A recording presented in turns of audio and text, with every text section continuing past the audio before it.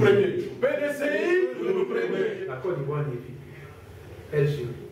Moi, je suis de ceux qui veulent la libération de Gbagbo, mais pas à n'importe quel prix. Mais dire que Soro est favori, ce serait insulter même les Ivoiriens. Il est temps que le président Alassane s'en aille.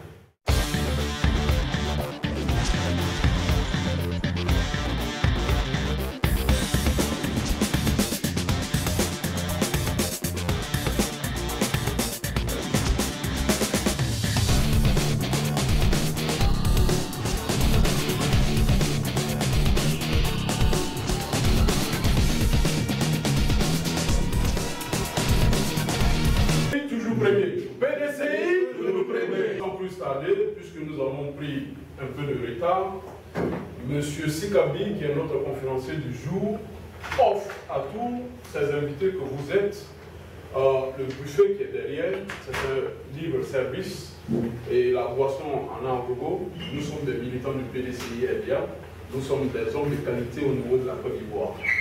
Donc vous pouvez le constater, il n'y a pas un petit militant du PDCI-LDA. Sur ce, sans tabler, je vais passer la parole à notre veillant cher aîné, veillant leader, M.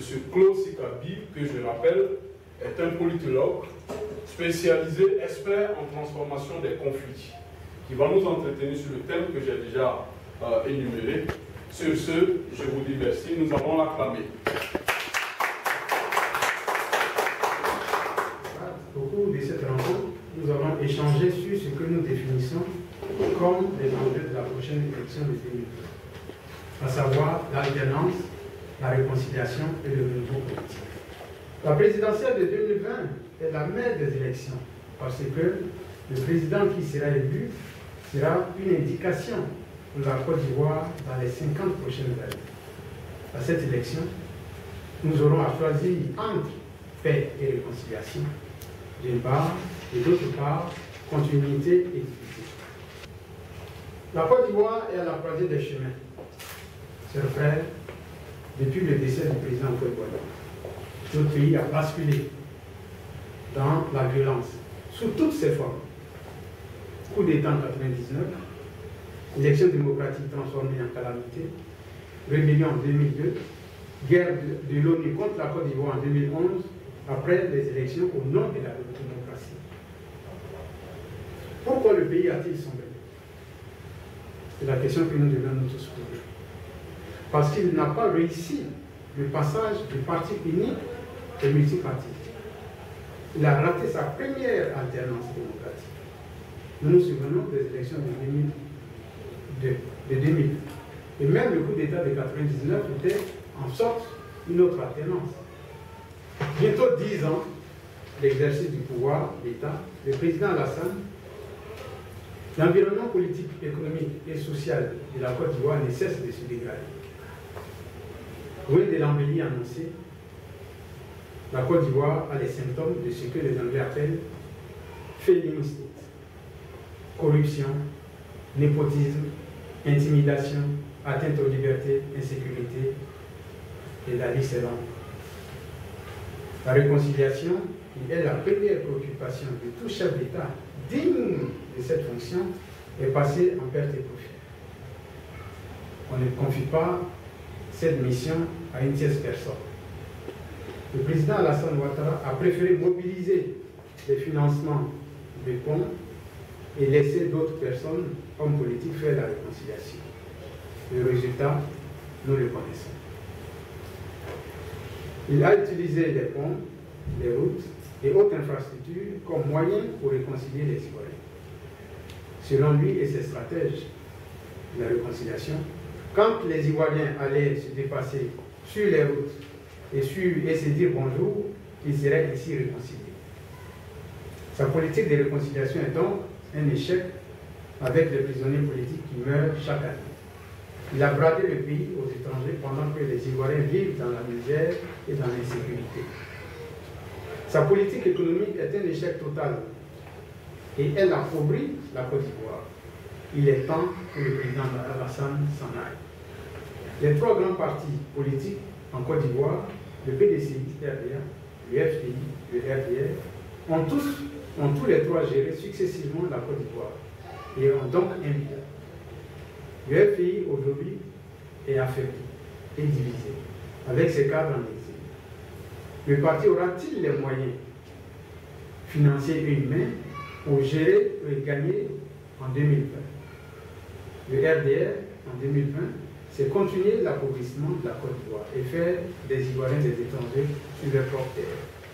Il reste donc le PDCRDA, dont la politique repose sur la paix et le dialogue. Le parti a une histoire. Il est implanté dans les 4 coins du pays et a l'expérience des défis qu'il a su relever à chaque fois que le pays était en difficulté. Le prochain président devra nécessairement être un Ivoirien des cultures. J'insiste là-dessus, un Ivoirien des cultures. Il devra connaître son peuple. Cela permettra une meilleure communication et une approche plus fraternelle pour régler les conflits et unifier le pays. Dans la situation actuelle de notre pays, la réconciliation et la paix doivent être la priorité, même si les routes sont un facteur important du développement.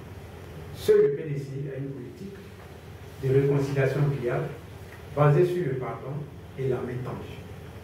Le parti a toujours donné à la Côte d'Ivoire l'homme providentiel. Le renouveau politique. La génération après Houphouët-Boigny et ses compagnons a déçu les Ivoiriens. Il faut qu'ils donnent l'opportunité aux jeunes générations de faire leur preuve. Le monde politique se renouvelle autour d'eux. Il faut une nouvelle génération de politiciens pour réformer en profondeur la Côte d'Ivoire et restaurer la confiance et la transparence dans la gestion des affaires publiques dans l'intérêt général.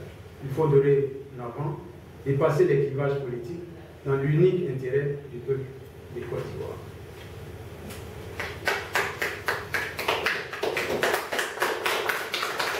La diaspora ne doit pas être considérée seulement comme une source de financement.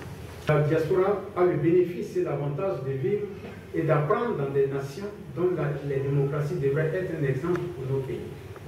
Elle devra, par conséquent, dépasser les clivages politiques et partisans et agir dans l'intérêt national, comme c'est souvent le cas ici, dans notre pays d'adoption. S'agissant du renouveau PDCRDA, nous allons, dès demain, nous appeler dans cette optique d'unir les Ivoiriens. Nous allons engager des négociations, des rencontres avec nos frères et sœurs de tous bords confondus qui veulent le changement. Nous allons commencer ce que nous appelons la chaîne de convivialité et de fraternité que nous allons engager. Cela nous permettra de rencontrer nos frères et sœurs de tous bords politiques, ceux qui sont engagés, ceux qui ne sont pas engagés. Cela nous permettra de construire une base solide pour 2020, parce qu'en 2020, il faut que l'alternance se fasse. Pour conclure, je voudrais, je commence par cette citation de Malcolm Forbes. Un échec est un succès si on en retient quelque chose. Depuis le départ du président Houphouët-Boigny, la Côte d'Ivoire ne cesse de sombrer. Le pays est allé de crise en crise. La Côte d'Ivoire ne vit plus. Elle se vit. La misère et l'insécurité sont devenues le quotidien de nos parents, quelle que soit l'appartenance politique ou régionale. Il faut que cela cesse. Quelle Côte d'Ivoire pour nos enfants dans 50 ans? La réponse dépendra de notre choix en 2020. Si nous voulons que la Côte d'Ivoire redevienne un pays prospère, tolérant, dépassons nos différences et rassemblons-nous tous autour du PDC-RDA. Je vous remercie.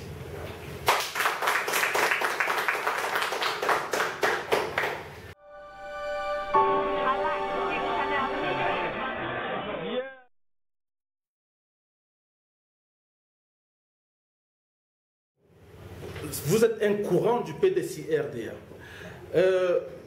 Je regarde la salle et je me rends compte que je ne vois personne de la représentation du PDC-RDA ici en Grande-Bretagne. Comment est-ce que vous voulez tendre la main à d'autres partis alors que dans votre propre parti, on ne voit pas vos représentants ici? Monsieur du monde de la presse, pourquoi est-ce que c'est maintenant que vous décidez de vous faire connaître? Merci, cher Maïseko. S'agissant de la représentativité de la délégation du PDC-RDA, effectivement, la délégation a été contactée Mais comme vous savez, les programmes diffèrent. C'est la période des vacances. Donc le délégué général et ses représentants, donc son secrétaire général, à l'heure où je vous parle, se trouve en Côte d'Ivoire. Les principaux acteurs de la délégation nous ont fait savoir qu'ils partaient en Côte d'Ivoire s'il était possible de reporter notre conférence de presse. Évidemment, nous leur avons dit que nous avons invité la communauté. Il serait nous-mêmes en tant que membres de cette équipe, nous aussi, nous devions partir en vacances, mais comme nous devons nous adresser à vous les journalistes et annoncer les actions que nous allons mener, ensemble, quand nous reviendrons des vacances, nous allons mener des actions communes, le renouveau et la délégation générale. Parce que si on doit prendre le pouvoir en 2020, ce ne sera pas l'affaire du renouveau seul, encore moins même l'affaire du PDCI seul. Il faut aujourd'hui que le PDCI, le FPI, tous les partis qui ont besoin du changement, qui ont besoin de l'alternance, s'associent avec le PDCI-RDA pour mener ce combat.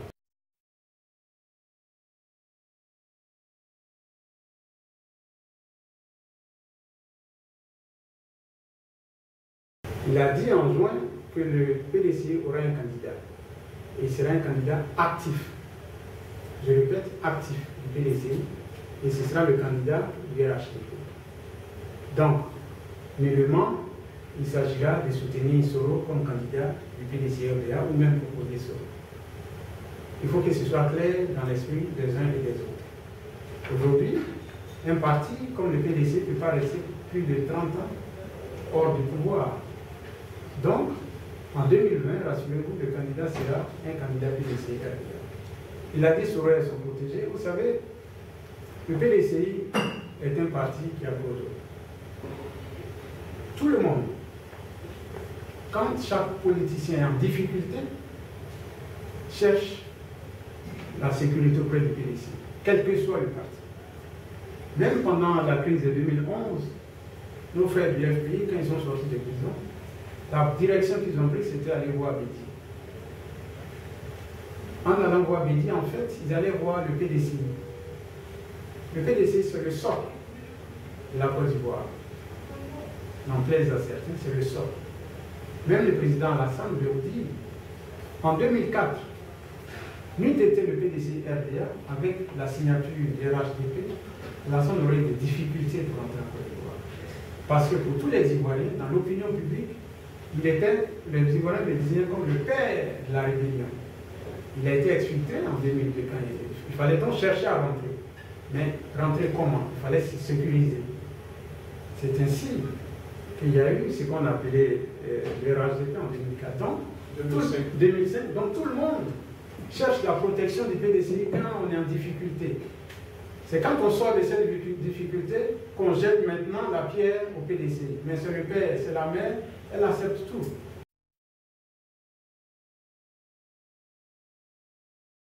Le président Guédé ne sera pas candidat.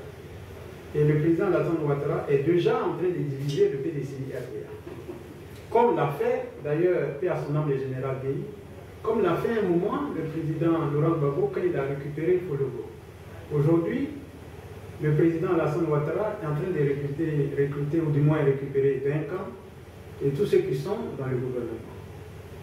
C'est quand même un gros morceau. La seule personne donc qui pourra unir, pourra resserrer le parti, l'unité autour du parti reste Bédi. Pour dire que si Alassane est candidat demain, avec la division qu'il est en train d'engager au sein du PDCI, il n'aura donc un seul choix pour nous, certainement, ce serait de soutenir la candidature de Bédié. Les amis journalistes, je dis et je le répète, je ne dis pas que Bédié sera candidat, mais si d'aventure il y a un soupçon, une rumeur de la candidature de Bédié, ça sera par rapport à la candidature d'Alassane qui déjà a entrepris de diviser le PDCI-RDA en mettant d'un camp et les autres de son côté. Je crois que chacun de nous a vu qu'il a eu un tête-à-tête avec les ministres pour qu'ils signent leur loyauté à son égard vis-à-vis de Bédié contre Bédié, ce qui veut dire que déjà il est en train de diviser le parti. Est-ce que c'est la fin du parti unifié? Le parti unifié nous ne pensons pas, nous ne croyons pas au parti unifié. Nous croyons une seule chose, que le PDC reprenne ce qu'il sait faire, c'est-à-dire rassembler tous les Ivoiriens. C'est ça que le PDC fait, qu'il a étendu la main au FPI, parce que c'est lui le grand, qu'il a étendu la main à tous les autres partis politiques pour qu'enfin la Côte d'Ivoire ait la paix, que tous les Ivoiriens reprennent le pays. Si donc le parti unifié est mort, vers qui est-ce que le PDCI va se retourner pour être capable de gagner les élections en 2020? Bon, si le PDCI se retourne vers le FPI, qui est actuellement un parti divisé, c'est vers quelle tendance du FPI que le PDCI se tourne? Vous êtes en train de présenter les élections de 2020 en termes binaires, c'est-à-dire qu'on voit d'une part le président Bédié, d'autre part le président Alassane Ouattara. J'ai l'impression que vous ne semblez pas tenir compte de quelqu'un qu'on pourrait considérer comme un troisième larron, qui est en l'occurrence Soro Guillaume. Alors, dans cette équation-là, où est-ce que vous le situez? Aujourd'hui, Soro se rend compte d'une chose, il n'a pas de base électorale. Ça, c'est un fait. C'est l'effet Macron qui semble être à la mode. Donc, en fait, quand il veut lancer l'opération de la réconciliation, c'est en fait, il veut aller tester sa popularité. Faire le sondage, voir si, parce que c'est quelqu'un qui veut, et c'est tout à fait normal, il ne veut pas aller aux élections pour perdre, pour voir s'il est en mesure de gagner une élection, s'il est en mesure d'asseoir un électorat. Aller en campagne de réconciliation, vous savez, la réconciliation, le chef de l'État, qui est le père de la nation, c'est lui qui incarne l'unité nationale. C'est lui qui lance les chantiers de la réconciliation. Ce n'est pas une affaire où chacun va se lever, dire moi je prends aujourd'hui ma caravane, je m'en vais faire la réconciliation et puis je viens m'asseoir. Ce Robert nous a montré, avec les incidents qui se sont passés, la mutinerie, qu'il contrôlait en réalité le pays. Donc il pouvait imposer au président la réconciliation sous le premier quinquennat. Quand on a voulu lui enlever son poste, d'après lui, son petit poste de député, vous avez vu combien de milliers de présidents de la République? Il devait rencontrer celui du Ghana. Ah, dès qu'il a fini de lire son discours, il a pris l'avion pour rentrer. Ce n'est pas une humiliation pour la nation, ça. Donc il avait les moyens. Je dis bien les moyens de faire pression sur le président de la République pour dire le pays ne peut pas aller comme ça. Voilà. Donc je crois que c'est plus du chantage. C'est quelqu'un qui, en réalité, se cherche une place.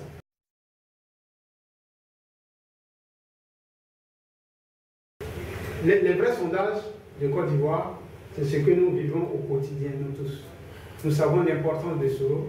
Les Ivoiriens aujourd'hui, Soro a un problème. Il faut d'abord qu'il s'enlève l'étiquette de rebelle. Mais les Ivoiriens ne sont pas dupes. Les Ivoiriens ne sont pas dupes. Je ne dis pas qu'il n'y a pas des gens qui ne vont pas voter pour Soro.